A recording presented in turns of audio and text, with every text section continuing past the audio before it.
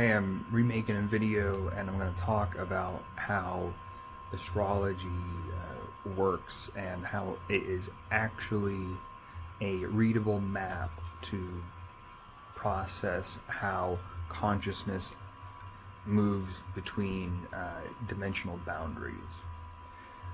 Now, in ADS-CFT field theory, this is a proposed form of string theory where we exist within a holographic universe, and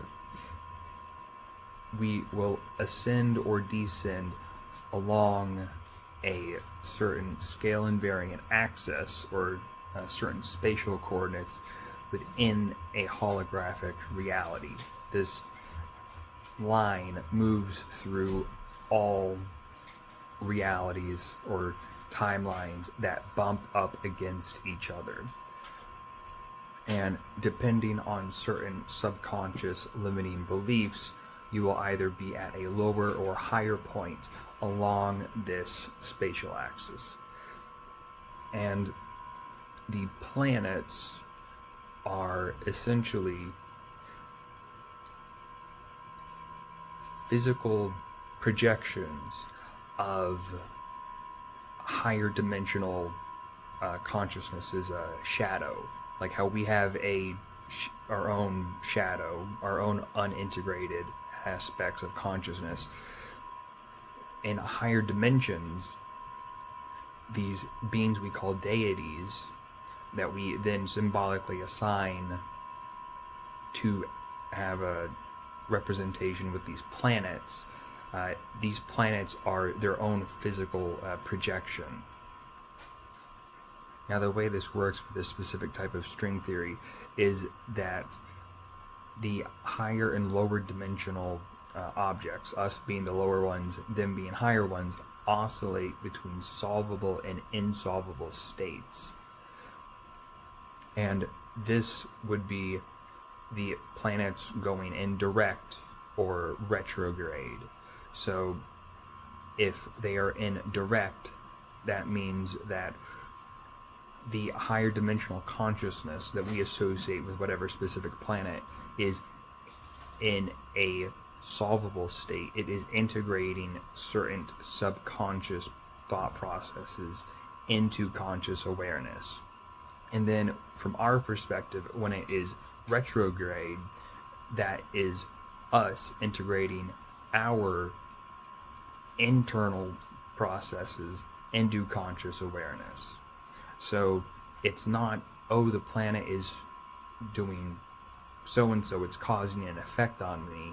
It's more so a co-creative process. The solar system acts as a mirror to represent whatever archetypes you have to work through on an internal level.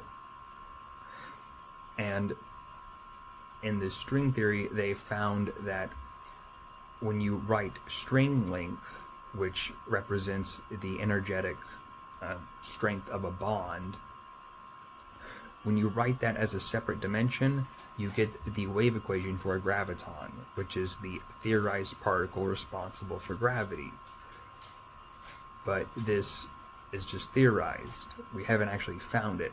So this means that gravity, the warping of space-time, and by extension mass, is just another expression or form of energetic embodiment that comes from these higher realities that exist outside of our linear perception of time.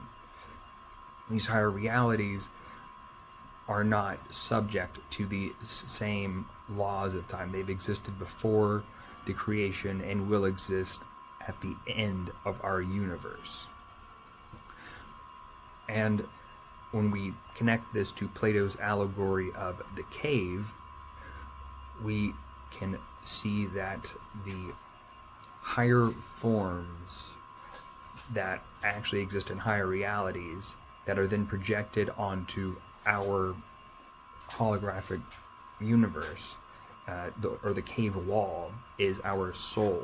our soul is the cave wall, and the soul acts as a spherical focal lens, and when that all meets together, that's us, that's our conscious awareness.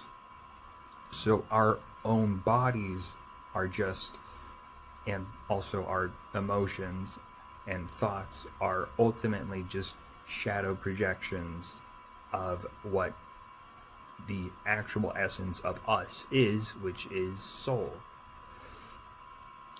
And as we work through this, we eventually no longer need to come back down to this reality, and we can escape the cycle of reincarnation and samsara.